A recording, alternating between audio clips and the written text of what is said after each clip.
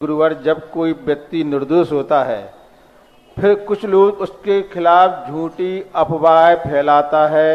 यह यह तक उसके खिलाफ पूज्यों को भी भूमित कर देता है। तो ऐसा उस व्यक्ति के किस पाप के कर्म के कारण होता है और ऐसे अफवाहें फैलाने वाले लोगों को किस पाप का बंध होता है और क्या गति होती है? अफवाह फैलाने वाला का विनाश होना है।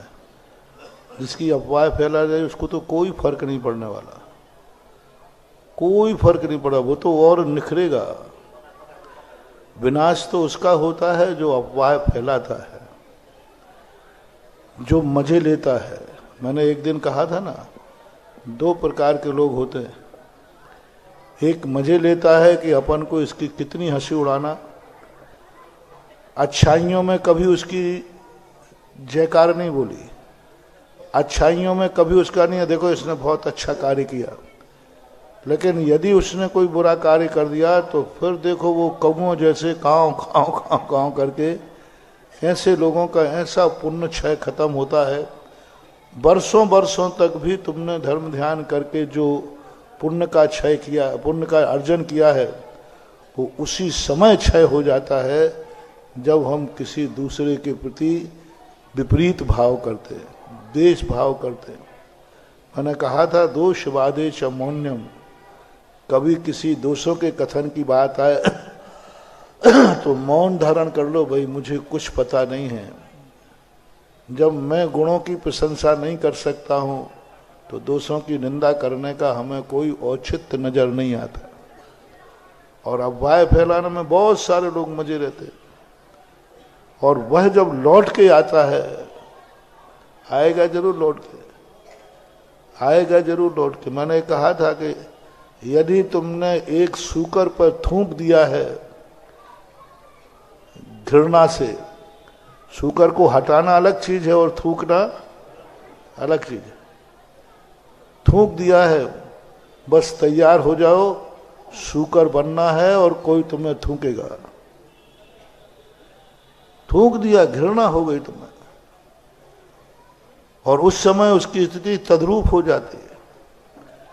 जब हम वही चीज जब अपने ऊपर घटित होती है तो हम बचने का प्रयास करते हैं।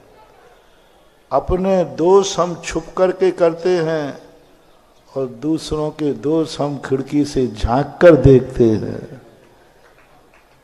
हमारे दोष किसी को पता नहीं चल जाए, छुपाओ, और दूसरे के खुद और क्या हुआ भाई, और तो बता, थोड़ा मजा आ रहा, और बताओ। तो दूसरों के दोषों को, यही मिथ्या दृष्टि का लक्षण है। निज गुण अरु पर अवगुण ढांके, सो निज धर्म दीपावे। छठालाकार में निज गुण अरु पर अवगुण ढांके, अपने गुणों को ढांकता है, दूसरे के अवगुणों को ढांकता है। सो निज धर्म दीपावे, वही सम्यक दृष्टि है। आपका बहुत अच्छा प्रश्न। यदि आप कभी किसी के दोषों को उघाड़ने में रुचि ले रहे हैं, निश्चित समझना मिथ्या दृष्टि हो उस समय। और जब तुम्हारे मन में ये भाव आ जाए कभी कि नहीं दोष है, मैं अपने मुझ से इन दोषों को नहीं कहूँगा, समझ लेना आपका सम्यक दर्शन पुष्ट हो रहा है। इसलिए इन सब चीज़ों में रुचि लेना, कल के दिन हंसी हंसी में भी, हंसी मजाक में भी यूं करने के कर्मबंध देखे गए। ऐसे कर्मबंध किए गए कि सूली पे चढ़ना पड़ा।